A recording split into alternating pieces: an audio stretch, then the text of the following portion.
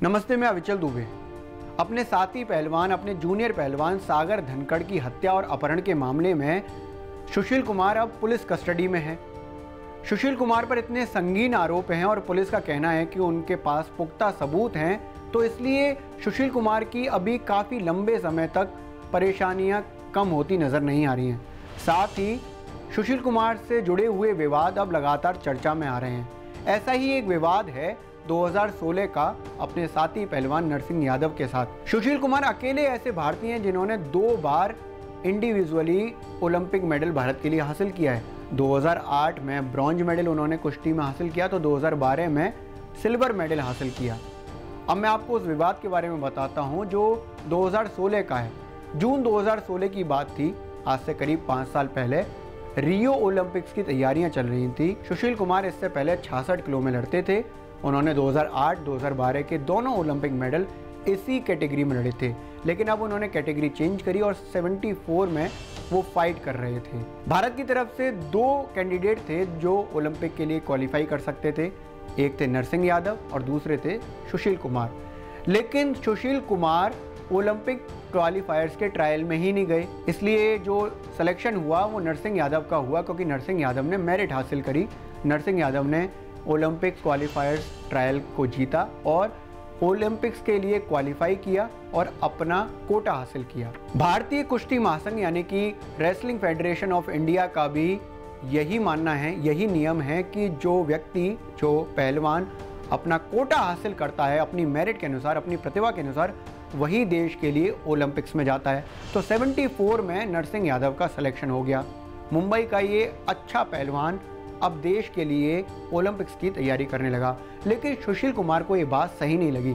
सुशील कुमार का कहना था कि उन्होंने देश के लिए 2008-2012 में ओलंपिक मेडल जीते हैं, उनके पास ज़्यादा अनुभव है, इसलिए उनको ही 2016 के रियो ओलंपिक्स में भेजा जाए। 74 की कैटेगरी में, जहां पर वो कोटा हासिल नहीं कर पाए थे, इसलिए वो चाहते थे कि दोबारा ट्रायल कराया जाए और इसके लिए वो कोर्ट भी चले गए। दिल्ली हाई कोर्ट में जब वो दोबारा ट्रायल कराने की अर्जी लेकर गए तो कोर्ट ने उनकी याचिका को खारिज कर दिया और नरसिंह यादव को ही ओलंपिक्स के लिए भेजने की बात कही। कोर्ट के आदेश के बाद नरसिंह यादव सोनीपत कैंप में अपनी तैयारियां मजबूत करने लगे। ओलंपिक से करीब 10 दिन पहले नरसिंह यादव का डोप टेस्ट हुआ, जिसमें वो पॉजिटिव पाए गए। डोप टेस्ट में यहाँ बता देता हूँ तो एक तरह का टेस्ट होता है जिससे ये पता लगाया जाता है कि खिलाड़ी ने कुछ इस तरह की दवा तो नहीं ली है जिससे वो अपने प्रदर्शन को बेहतर कर सके, अपनी क्षमता को बढ़ा सके।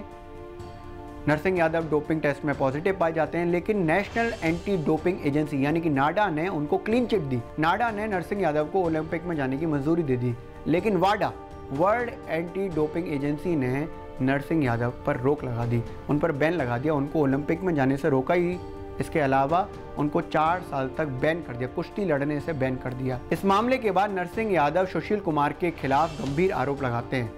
नरसिंह यादव का कहना था कि सुशील के इशारे पर उनके ट्रेनिंग कैंप में, उनके खाने में कुछ पाउडर जैसा मिलाया गया है, जिसकी वजह से वो डोपिंग में पॉजिटिव पाए गए हैं।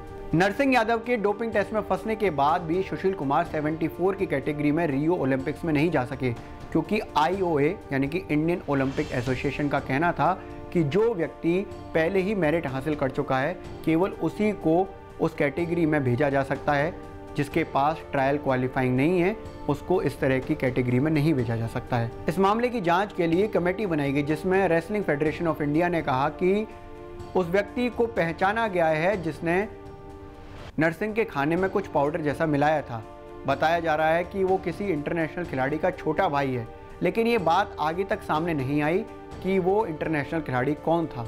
लगातार ये माना जाता रहा कि सुशील कुमार ही वो व्यक्ति हैं जिन्होंने नरसिंह यादव को फंसाया है, जिससे वो ओलंपिक्स में ना जा सकें। लेकिन इस बात का कोई पुख्ता सबूत नहीं सामने आ सका जिससे कंफर्म हो सके कि सुशील कुमार के इशारे पर ही नरसिंह यादव को फंसाया गया है, उनको डोपिंग टेस्ट में फंसाया गया है, जिससे वो ओलंपिक्स में ना जा सकें और सुशील कुमार ओलंपिक्स के लिए क्वालिफाई कर जाएं। लेकिन कोर्ट में सुनवाई के दौरान सुशील कुमार के खिलाफ एक बात जरूर निकलकर सामने आई, वो ये थी कि 2016 के ओलंपिक्स से पहले जॉर्जिया में प्रैक्टिस होनी थी।